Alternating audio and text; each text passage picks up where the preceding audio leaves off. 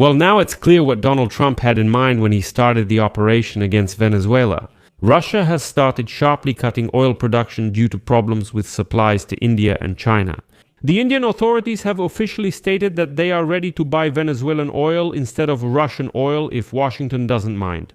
And the Venezuelan authorities have directly stated that the country is ready to fully cooperate with the United States and stop working with the Russians and the Chinese. Meanwhile, Donald Trump urgently gathered American oilmen to persuade them to invest money in the Venezuelan oil industry. At the same time, Donald Trump is actively seizing Russian tankers from the shadow fleet. The day before, another vessel was seized, and it is reported that now a total of 16 Russian tankers are fleeing from the United States Coast Guard. I covered this in detail last episode. And after a series of such news, Trump finally announced what the strategy is not only towards Venezuela, but towards the entire Western Hemisphere. And it sounds simple. Not just to gain dominance in the region and push Russia and China out of the Western Hemisphere, but also to completely reshape the global oil market in order to kick Russia out of it. Recent news already shows some early successes in this. My name is Alexei Pichi.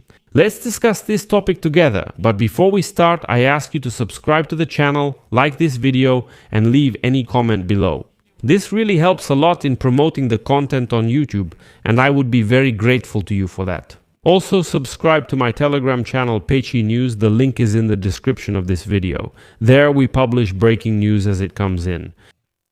So, in December, Russian oil companies were forced to significantly cut oil production due to sanctions from Donald Trump's administration, which disrupted barrel sales to the Kremlin's biggest clients, India and China. Last month, oil production volumes in the Russian Federation dropped by more than 100,000 barrels per day. This decline in production was the largest since mid-2024, when Russia was fulfilling Organization of the Petroleum Exporting Countries quotas. Now, under the agreement with oil-producing countries, Russia can increase oil production, meaning it can, in principle, produce more. However, instead of that, volumes unexpectedly dropped in December and are now 250,000 barrels per day below the quota. It turned out that it is becoming increasingly difficult for companies in Russia to sell the oil they produce, even though tankers still seem to be shipping about 4 million barrels per day from the ports. More and more crude oil is simply getting stuck at sea, waiting to be unloaded. Since the end of November, the volume of unsold Russian oil has increased by 30 million barrels after India reduced its purchases. So right now, this oil is just sitting in tankers out in the open sea, waiting to see where it can be sold. As a result, trading oil from a number of fields in Russia has become unprofitable. Each barrel sold brings a loss of $5. The only oil projects in Russia that remain profitable are those that don't pay the full mineral extraction tax thanks to benefits granted by Putin. Well, you understand which companies these are, right? But as it turns out, this is just the beginning. Today, India made a very important statement. India is ready to buy oil from Venezuela, provided that the United States grants permission for it. Top Indian companies are ready to join the purchases, including Reliance, which owns the world's largest oil refinery. New Delhi has stated directly that purchasing oil from Venezuela would be an acceptable alternative to importing Russian oil. Moreover, Delhi stated that in addition to private companies, state-owned oil refining companies will also join in purchasing Venezuelan oil. Is this possible? Yes. Donald Trump announced today that the second wave of attacks on Venezuela is cancelled, citing the country's cooperation with the United States, within a week after the overthrow of leader Nicolas Maduro. The Venezuelan government announced yesterday the release of a significant number of political prisoners, which is a key demand of the United States. And on Friday, an official democracy delegation from the United States State Department arrived in Caracas for negotiations. And now, the Financial Times writes that the United States administration and the interim authorities of Venezuela, led by Delcy Rodriguez, are indeed actively working to resume the export of Venezuelan oil to the United States and other countries. According to the publication, expert groups from both countries are already working on overcoming legal and bureaucratic obstacles to fulfill President Donald Trump's demand. The export to the United States of 30 to 50 million barrels of Venezuelan oil, which is under sanctions. And now Donald Trump has stated that the acting president of Venezuela, Delcy Rodriguez, maintains regular direct contact with United States Secretary of State Marco Rubio.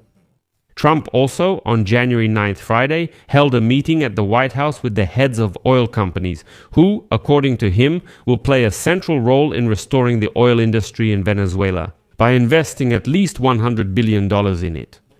Honestly, this figure sounds great for now, but you never know what could happen. If the Americans really want to take full control of Venezuela's oil industry, then maybe even that amount.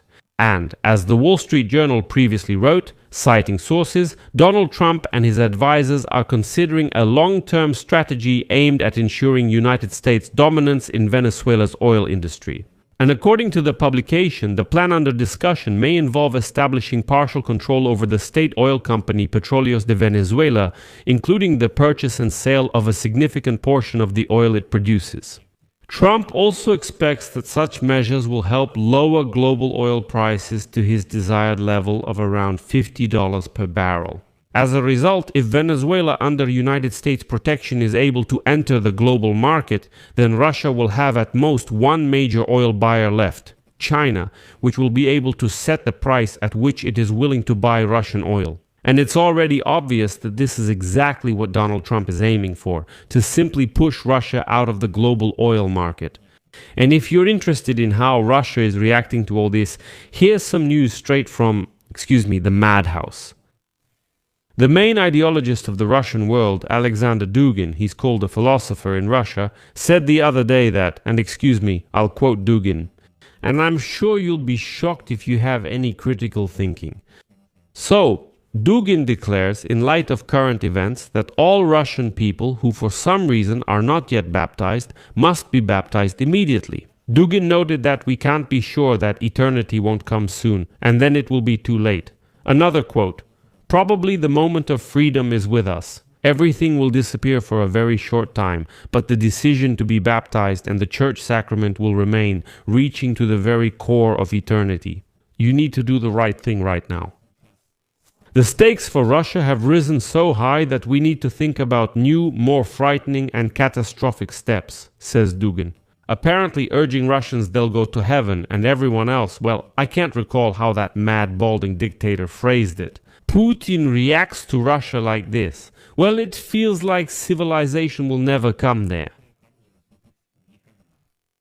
I'll leave it at that. Share your opinions and conclusions in the comments below this episode, subscribe to the channel, hit the bell, and don't forget to like. If you found this episode interesting and useful, you can support the work of this YouTube channel with your donation or subscription through the links and details in the description of this video, or by using the QR code on your screens. That's all for now. Take care of yourselves. Goodbye, everyone.